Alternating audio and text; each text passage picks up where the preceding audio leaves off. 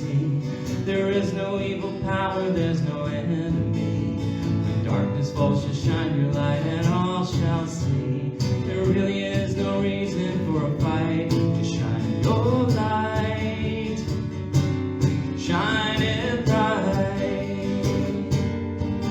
If we do it together, we can light the darkest night. Just be a star right there where you are. We can all be the light of the world, one light at a time. They say the road to hell is paved with good intent. They say the call for holy war is heaven sent. I ask you all to ask yourselves, does that make sense? I know down in my heart that can't be right. Yet crazy as it seems, that's what we've had to face. The blood that's shed in God's name is a true disgrace. There's only one real way to save the human race. One way to illuminate the night. Just shine your light, shine it bright. If we do it together, we can light the darkest night. Just be a star right there where you are. We can all be the light of the world, one light at a time. We can all be the light of the world, one light at a time.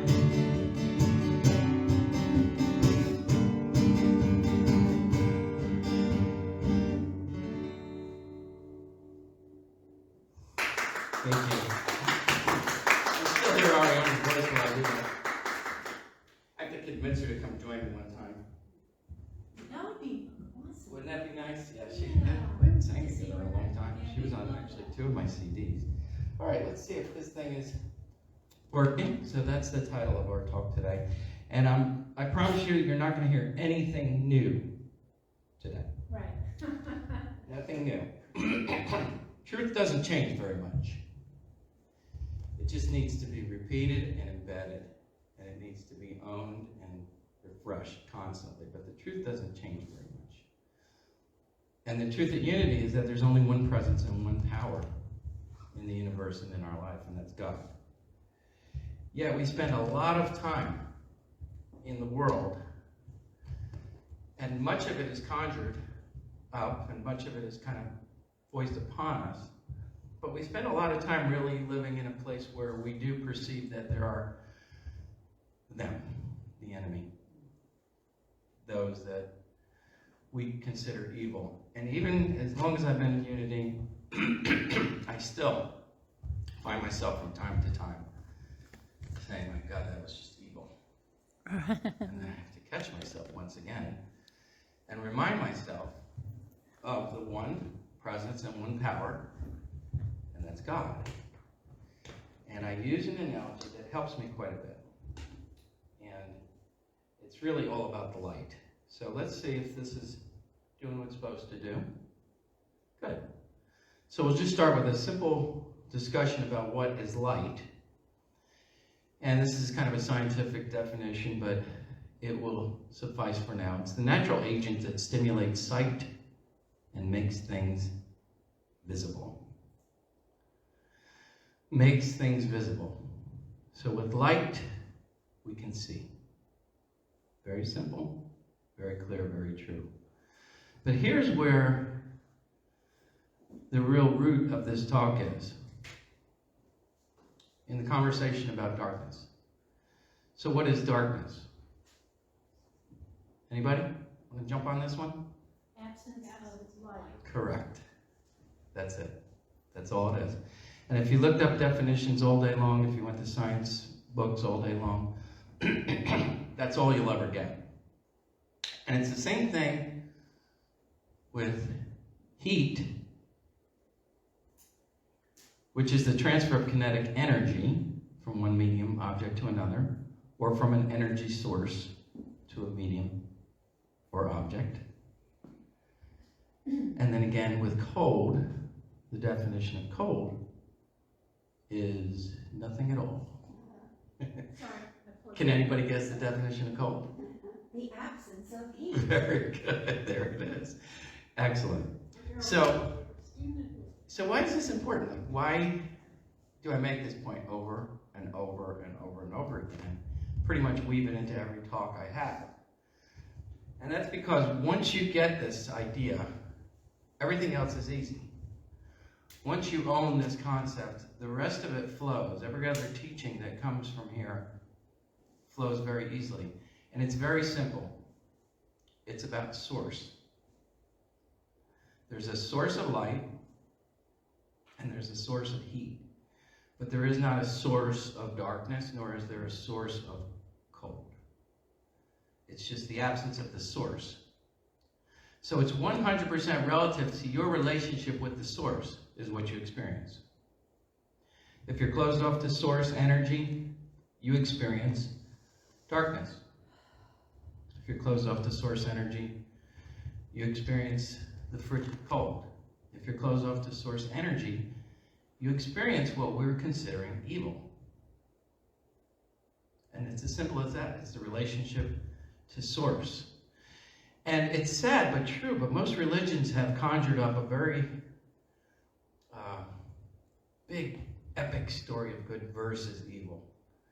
So from the day most of us are born in formal religion, we're taught that evil exists, that evil is out to get us, and that we have to fight evil.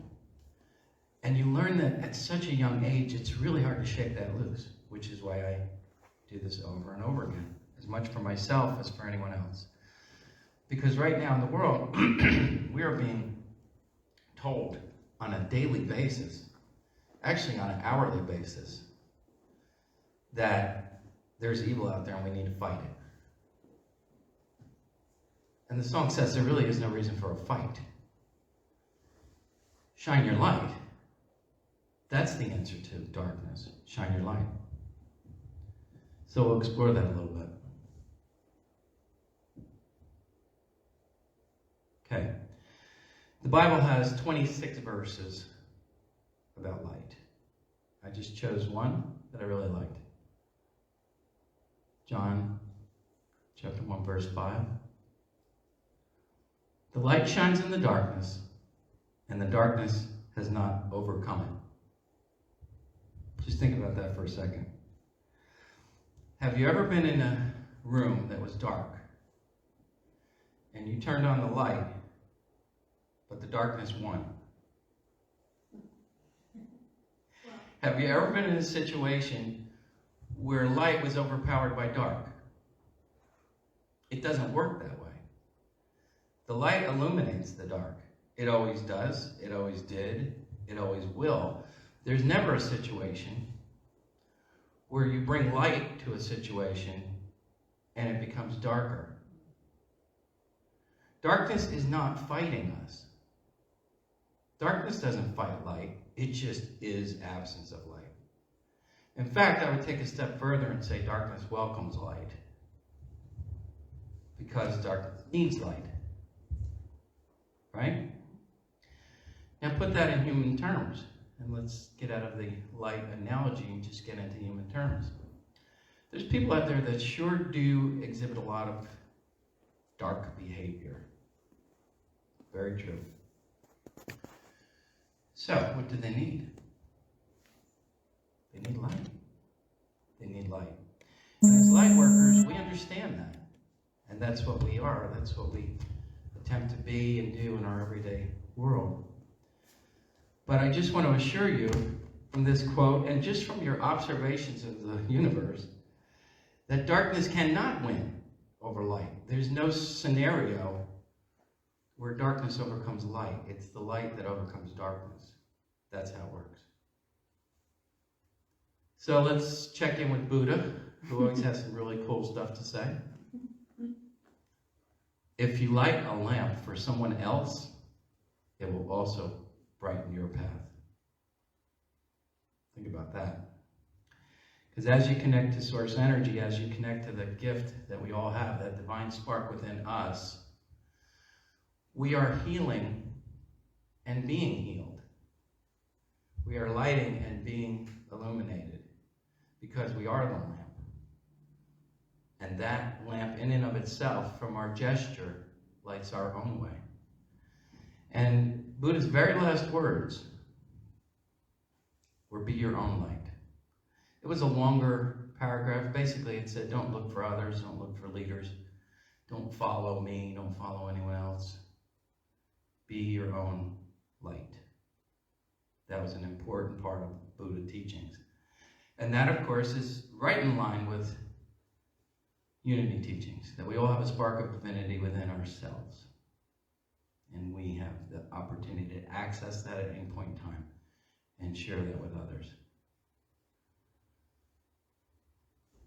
All right, so let's take a look at the Quran and see what they have to say about light. Very simple. Very simple, but very profound, right? God is light. And God is all there is. So light is all there is. Again, another way to truly embody and understand that darkness in and of itself is nothing. It doesn't have a source. It just is the lack of light. Or, based on the Quran, it's the lack of Allah, which is God. So I do this over and over and over again. Why is this so important? Because it gives you a fundamental way to approach the world that's quite different than the way most people are approaching it. Most people are approaching it as a battle. I mean, if you look at all the different groups that are out there fighting for this, fighting for that, my favorite is Fight for Peace. Yeah. Love that one. But think about it. Really, honestly, think about all of the groups out there that are now taking their collective energy to battle. And there are sadly those out there that are lacking light, that are feeding that. They're feeding all kinds of divisions in our society. Feeding man versus woman, black versus white, Islam versus Christianity, nation versus nation, feeding Republican versus Democrat, you name it. But we all experience this. We all experience this. If you affiliate with a party, we'll take a political party for now. If you affiliate with a political party and you truly buy into everything that you're being told by them, then you have learned to really think very lowly of the other party. You've learned to perceive them as the enemy. That the world would truly be better if it wasn't for them. And when we're moving down that road, we have to really examine ourselves and come back to this one simple principle. Because we really can't scapegoat anyone at this stage in our evolution. It's not healthy. It's not healthy for us, and it's certainly not healthy for the people that we're scapegoating. We have to shine the light. We have to shine the light. And we especially have to shine the light on those that frustrate us, that make us insane, that make us crazy. And demonstrate to people that you disagree with what a beautiful, light-filled being you are. And you also have access to seeing their light. And I promise you, when you see someone's light through all the garbage, something happens. Something really special happens when you're able to look through all of the observed differences that you have. And you could just get down to that soul level where we have a true connection, where we really are one. And something happens. Shifts occur in such enormous ways when little things like that happen. So that's really what I'm encouraging with this talk, is that this is my form of activism. This is the message I carry to the world. I don't fight things, and I'm not against anyone or anything. This is spiritual activism to me, and at its highest level, is bringing light to the darkness in every situation, in every scenario that you can. Now, in order to do that, you have to have your source. You have to do the things that you need to do to be consistently filled with that light, consistently connected to that light. Because I promise you, if you have a few bad days and you start to, all that other junk comes back so fast, and before you know it, you're blaming him and hating him and all that. Because your source energy needs to consistently, it's a maintenance system. I equate it to plumbing because I'm very simple-minded. So I equate it to plumbing. You have to care for your plumbing so that the water keeps flowing, and you have to adjust your valves, and you have to keep them open, and you have to tend to it and make sure that that flow is consistent within you. And the more you give it, the more it flows. It's actually activates that. And as you reach a point, like the Mother Teresa level of this, it becomes a way of life. It becomes a purpose. It just becomes, it becomes a mission. It becomes so much more than just being. And I've been in Unity for a long time, since the early 90s.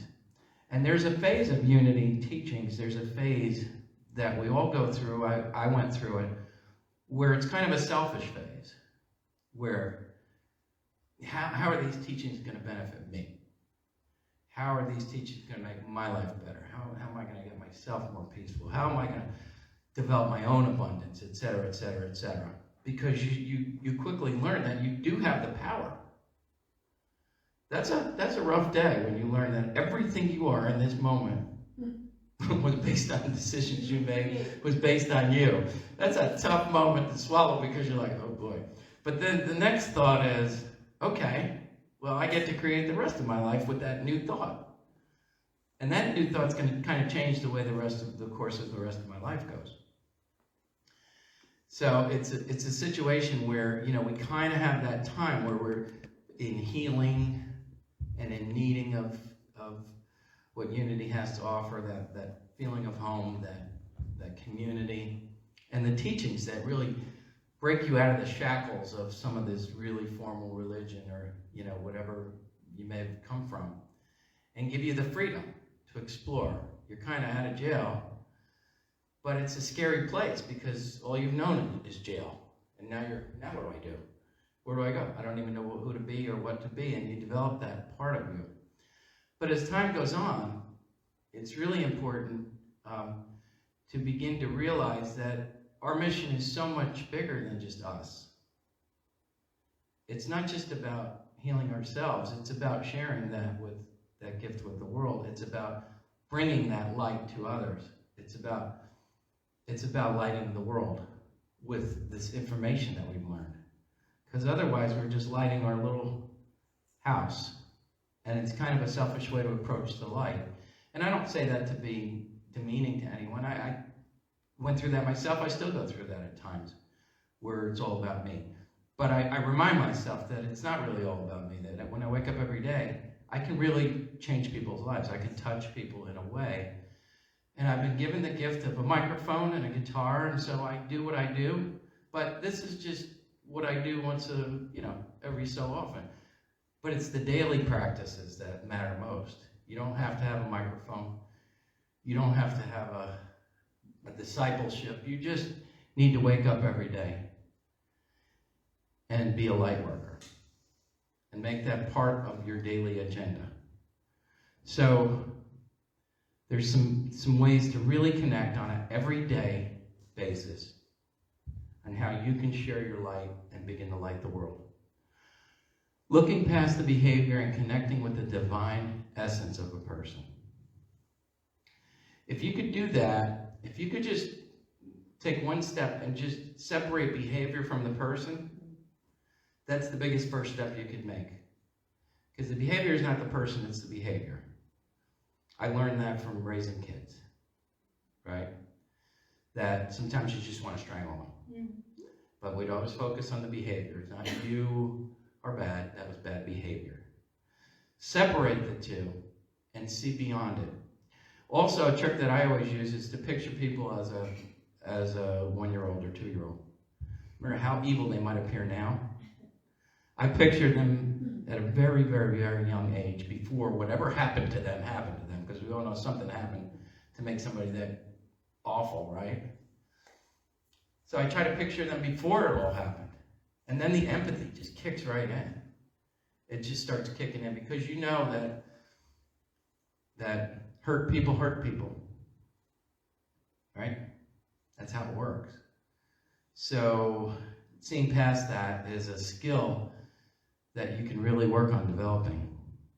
Random acts of kindness are so much fun. I'm actually going to show you on a subsequent slide. But this is, there's websites about it now. I spent a lot of time yesterday reading on all these different things. So many fun, different random acts of kindness that you could do. Just make it part of your daily practice. It's the best feeling ever to just help somebody anonymously, and they'll never even know it was you. Of course, we all know about holding space and prayer.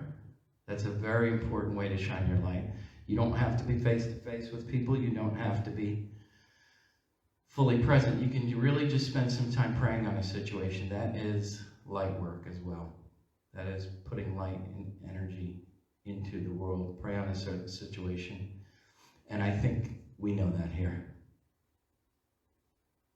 I don't know how you conduct your normal daily activity, but I love to say hello to everybody I bump into, make eye contact. It's just part of my routine. And, you know, some people, especially the ones that are grumpy looking, the ones that aren't smiling, because then all of a sudden you see them kind of do their little version of a smile.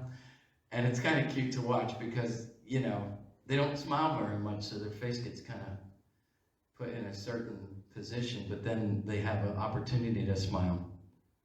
And that changes people's days. Simple. Offering assistance, obviously this is just so straightforward. Somebody needs help. Offer up your time. And probably one of the best things you could do for anyone is just listen. Just listen. I learned that as a husband. I'm a fixer, I admit it. I'm a guy. You know, Charlene will be telling me something, and I'm fixing it right away. And of course I know.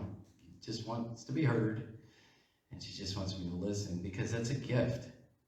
It's a gift to listen. We were just talking last night with some friends that when I was traveling, when I was working, and I would travel a lot, I would stay at a hotel that had a restaurant and bar right in it, so I didn't have to go out, and I'd sit at the bar because I was alone. And there'd always, it never failed, there'd always be someone there that wanted to tell me their life story. And it was usually some crazy stuff. I believe that they told me things that they've never told anyone, because you can't even imagine some of the stuff they would tell me. Why? Because I was making eye contact, I was smiling, I was receptive, and I was listening, and it's just amazing the transformation that happens with people when they just have a witness. Someone they can tell that they'll never see again. And that's what makes it so great. You can tell me anything. You're never going to see me again. At this point, I don't even know your name. And I've had so many nights like that. We used to call it bar therapy, and I'd call Shara at the end of the night. She'd go, "Do you have a few patients tonight?" I said, "Just a couple." Yeah.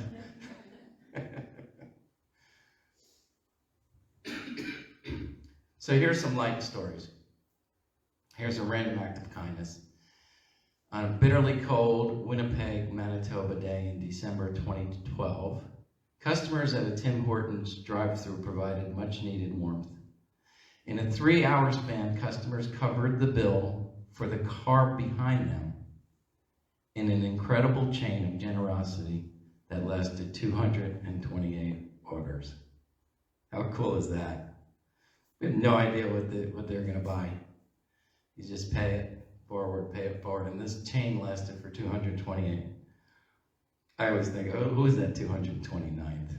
I wonder if he even knows that he broke that chain. Because it could still be going on to this day. Somebody's got to break it, right? It's funny though.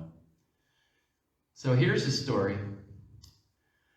When Payless, y'all remember when Payless had bankruptcy in early 2019? The stores were liquidating all their items, and a quick-thinking young woman from Kansas named Addie Tritt realized this could be an incredible opportunity to do something really meaningful.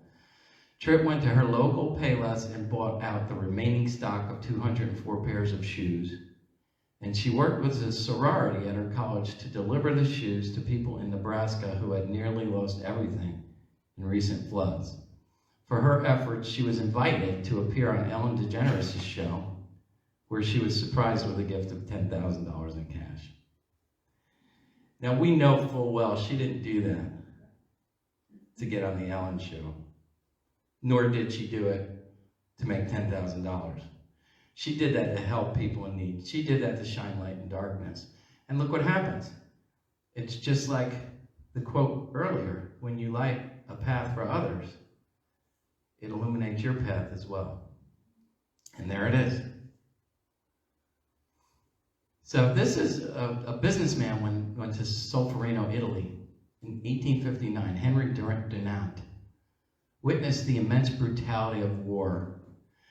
It was home to a deadly battle, and after returning home, Solferino compiled his observations in his book, Memory of Solferino, where he detailed how bodies were left for dead on the battlefield and how little was done to provide them dignified care.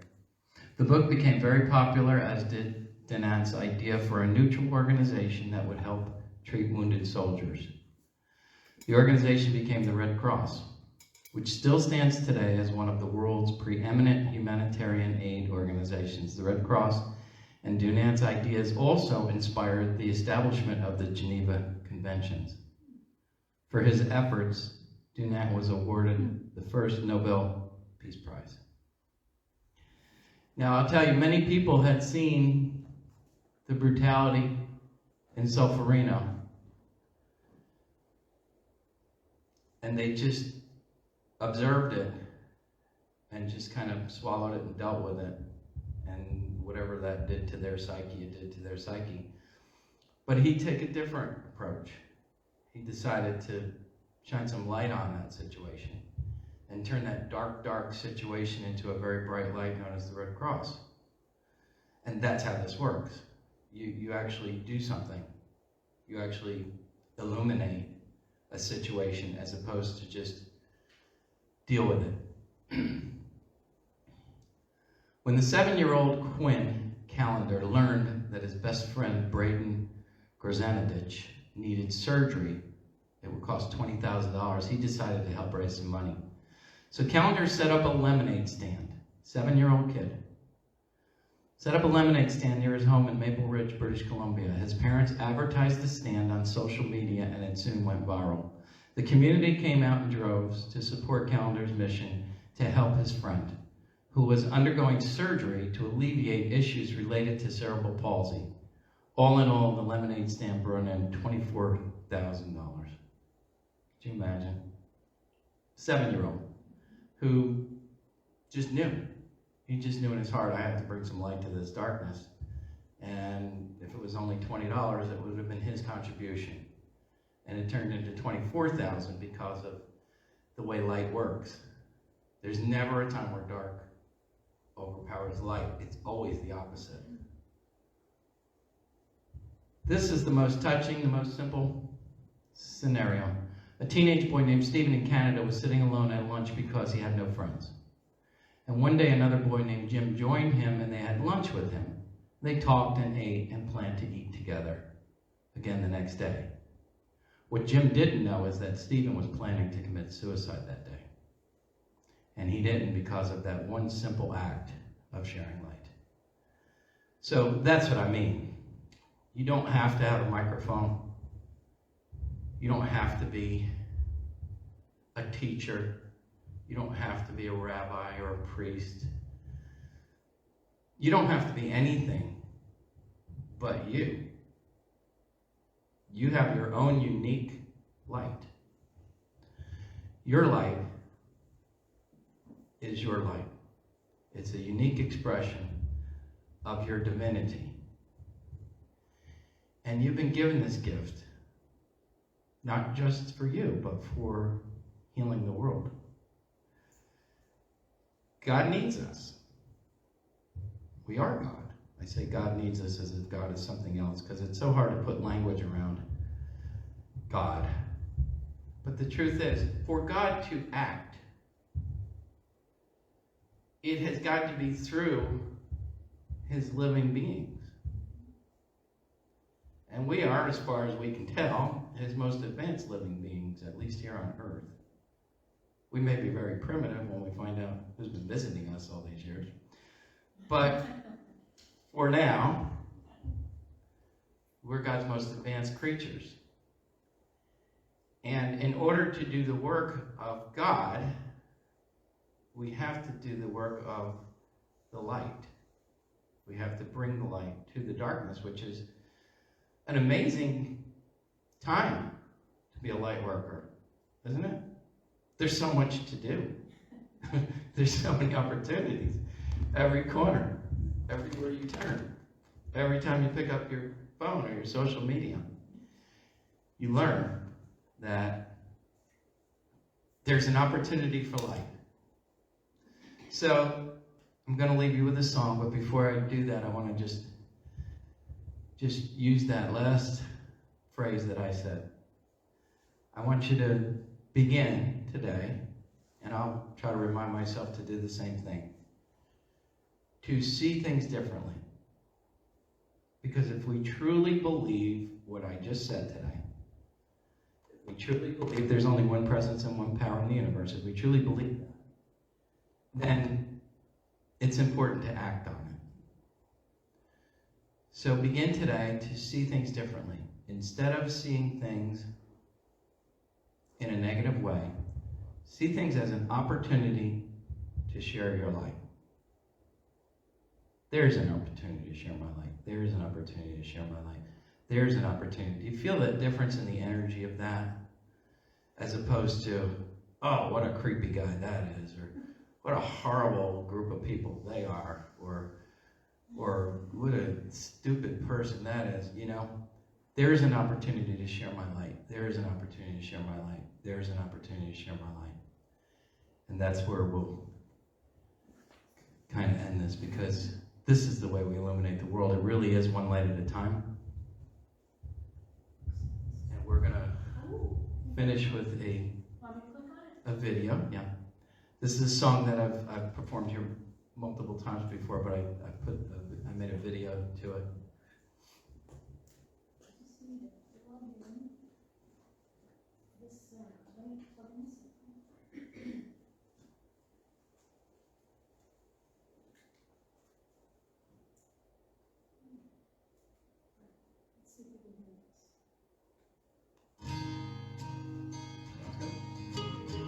We need the video though.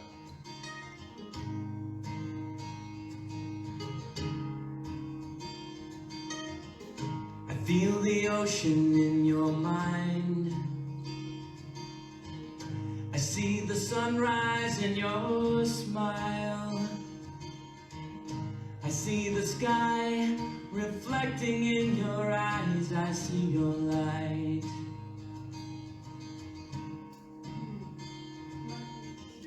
I see the mountains in your curves.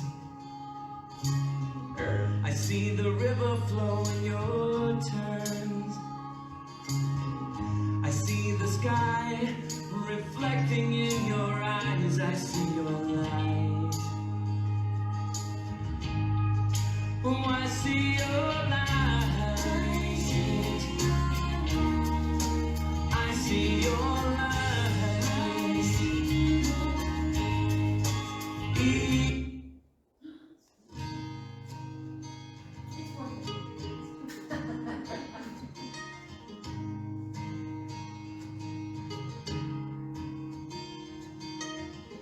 I feel the ocean in your mind. I see the sunrise in your smile.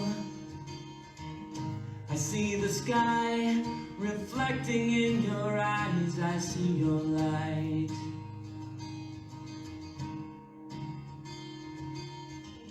I see the mountains in your curves.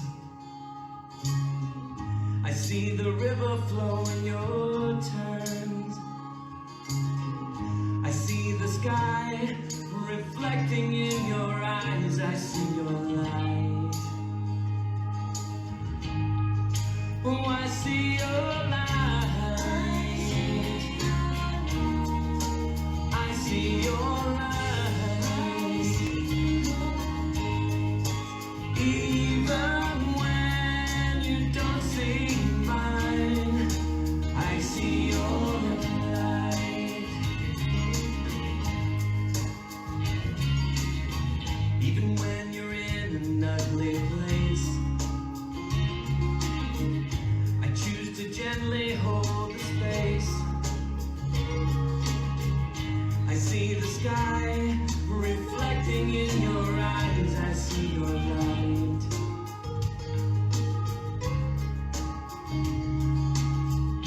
And I remind you who you are. You are a bright and vibrant star. I see the sky reflecting in your eyes, I see your light. I see your light.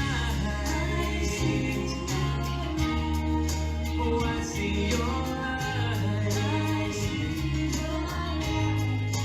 Even when you don't see mine, I see your light.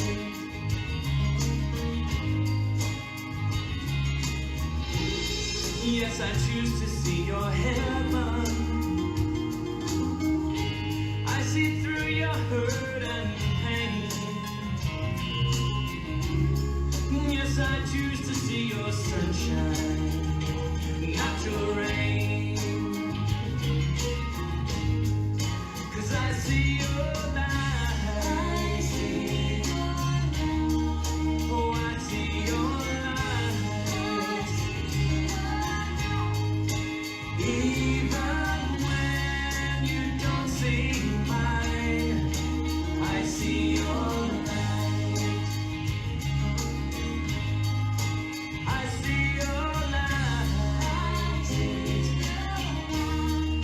Oh, I see your light. Even when you don't see mine, I see your light. I see your light.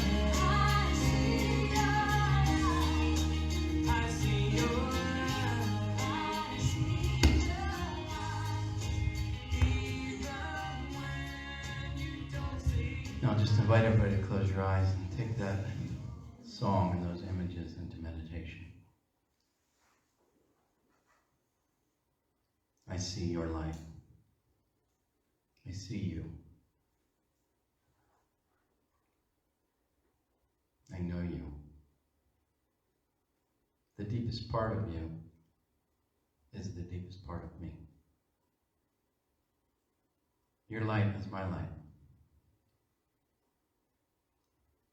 Your behavior can't change the fact that you are a child of God, that you have the same divine spark within you that I have within me. Your behavior, your situation, your actions, your attitude may be challenging, but I see through that. I see you. I see your light. And now I'll just invite everyone to let some images float through your brain of people, places, situations that need your light. See them from the eyes of your God self.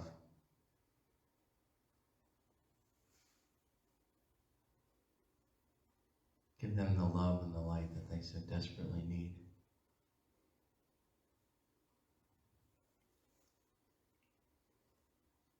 Hold them dear in your heart. Light their way as you light your own way.